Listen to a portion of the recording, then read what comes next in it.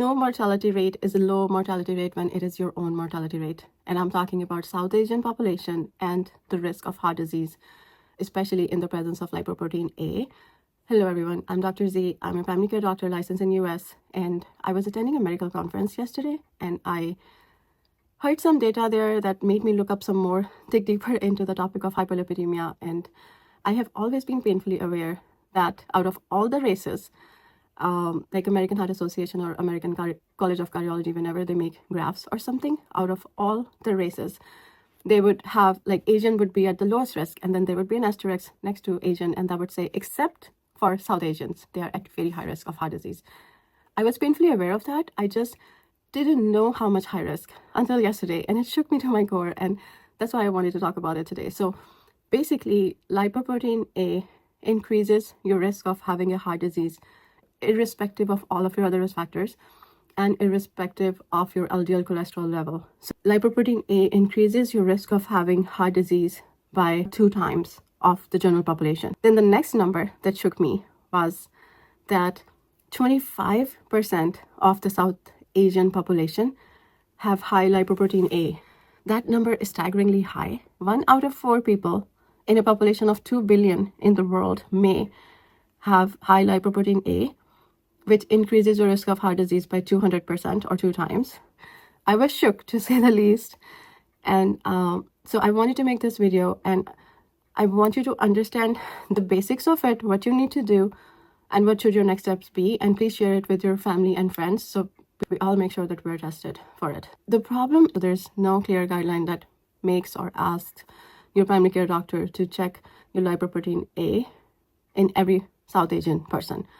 The current guideline by American College of Cardiology and American Heart Association kind of says that family history of premature coronary artery disease, or if somebody has LDL higher than 190, then we do the familial hyperlipidemia testing and other things, including lipoprotein A.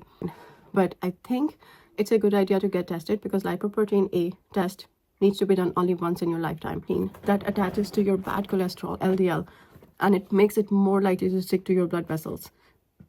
So like for general population, we would say that the atheroma or the plaque formation starts with some endothelial damage, oxidative stress, free radicals that can come from processed food and bad fat in your diet, and or smoking. Smoking causes a lot of damage.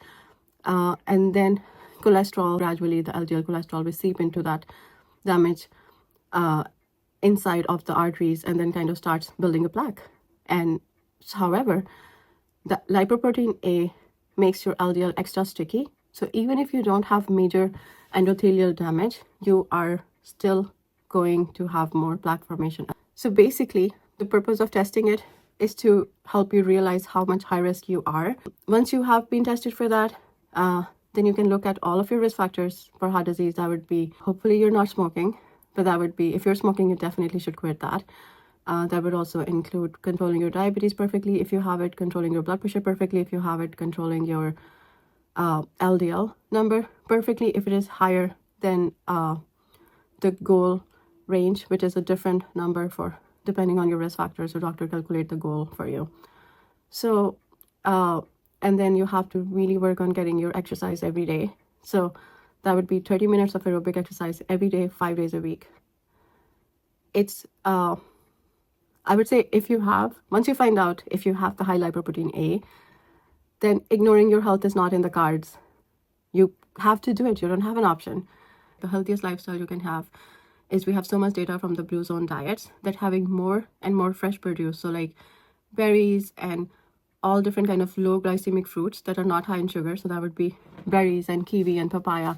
So you eat fruits that are not high in sugar. You make a big salad with as many green leafy vegetables, a good quality olive oil every day, and then you should try to incorporate as many roasted root vegetables. Blue zone diets, they have like 20 to 30 different kind of fresh produce per week in your diet, and have like 2 to 3 tablespoons of olive oil per day. And always make sure you're not filling your stomach to the full capacity. That's another common theme. Never eat for the purpose of stuffing themselves or enjoying the flavor. They eat for nourishing their body, and so they use food as a fuel to keep going and not as something to soothe your emotions. Another thing I would say that I see very high in South Asian population is that sometimes we hide behind the BMI. So if you have a higher waist size, that is also a very high risk factor for developing. Another common theme I see in South Asian population is that too many of us are type A personality, where we are impatient and we don't have good emotional regulation, and we are working very hard on something, and we are just constantly stressed. We're chronically stressed. You have to learn different ways of managing your stress. Please share this with every South Asian person you know. I say that as a person who's really worried. I'm gonna get my labs tested soon. I personally have not had my lipoprotein A test, and if it is high, that's an eye-opening moment for you. You have to change your lifestyle. It's not an option anymore.